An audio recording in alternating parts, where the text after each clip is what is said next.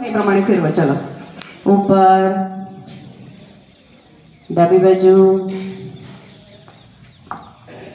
નીચે, જમણી બાજુ, ઉપર, ડાબી બાજુ, નીચે, જમણી બાજુ, ઉપર, ડાબી બાજુ, નીચે, જમણી બાજુ. રિલેક્સ. હવે જો નેત્રમણીનો પરિભ્રમણ બીજી રીતે પણ થાય. તમારો જમણો હાથ છે ને એને આગળ કરી દો, આમ આવી રીતે કરી દો. હવે એને છે ને ગોળ ગોળ ફેરવવાનો અને એ હાથ જ્યાં ફરે ને ત્યાં તમારી આંખોને ફેરવવાની.